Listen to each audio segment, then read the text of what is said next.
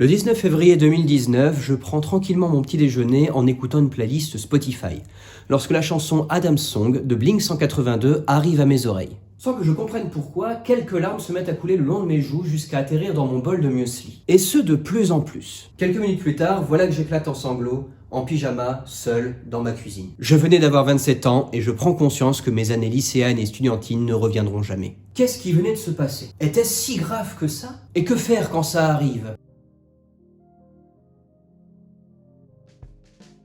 Après avoir bu mon café au sel de larmes, je me remets de mes émotions.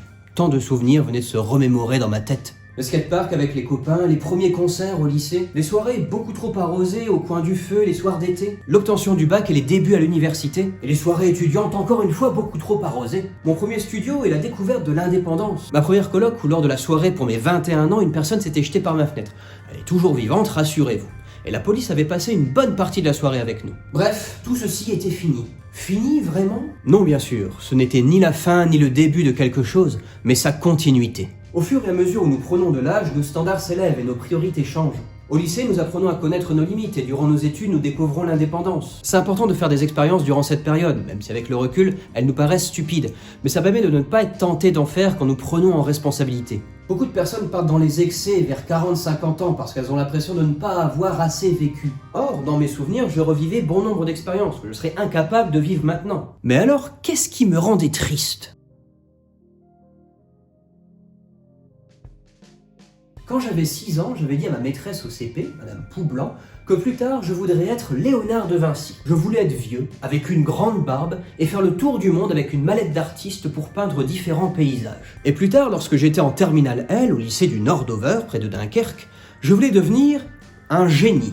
Oui, rien que ça. Mais qu'est-ce que j'entendais par là ? Je ne savais absolument pas quoi faire comme étude, et à dire vrai, c'était le cadet de mes soucis. Je voulais apprendre, faire mes preuves et montrer au monde que j'avais quelque chose à dire. La modestie n'était pas vraiment dans mon vocabulaire. C'est la confrontation entre ce que j'envisageais de faire de ma vie entre mes 6 ans, mes 18 ans et mes études, et la réalité de ce que je faisais de ma vie actuellement qui m'a rendu triste le jour de mes 27 ans. Où était passé le vieux sage que je voulais être à 6 ans? Et qu'avais-je fait de mes rêves écrits à 18 ans? Durant mes études, j'étais certes beaucoup plus anxieux qu'aujourd'hui, mais beaucoup plus cohérent. Mais là, j'avais 27 ans. J'enseignais la philosophie dans différents lycées dans lesquels je n'existais pas vraiment. La confection des cours et la correction des copies m'empêchaient de philosopher sur ma propre existence. Je donnais des cours à des individus au demeurant très sympathiques, mais dont la majorité se moquait de la philosophie qui n'était que de passage au lycée. Je n'étais plus cohérent avec moi-même, je m'étais oublié, séduit par la sécurité de l'emploi et le statut social. Voilà donc ma future vie, cotiser pour la retraite, corriger des copies, répéter chaque cours chaque année parce que c'est sécurisé.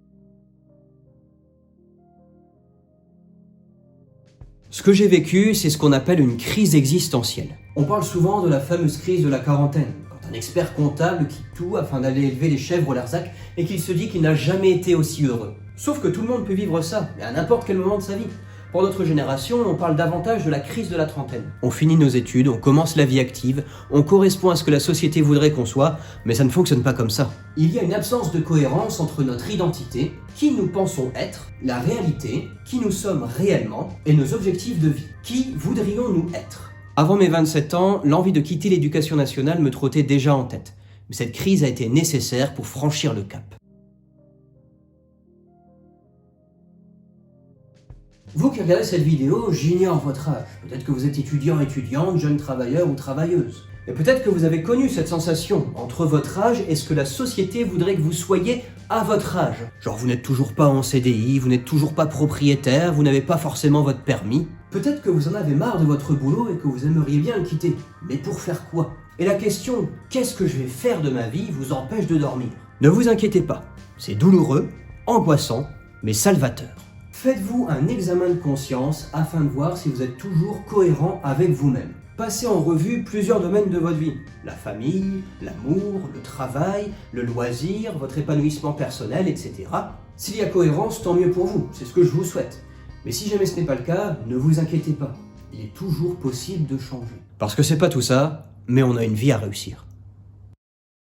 Merci d'avoir regardé cette vidéo. Si ce type de contenu vous plaît, je vous invite à recevoir mes articles du jeudi. J'y partage d'autres réflexions, des résumés de livres, la pensée de certains auteurs, bref, de quoi apprendre plein de choses. Chaque article n'apparaît qu'une fois et vous ne pouvez pas les retrouver ailleurs, ça se passe uniquement dans votre boîte mail. C'est gratuit et vous pouvez vous désinscrire à tout moment. Sur ce, je vous laisse. Bon futur!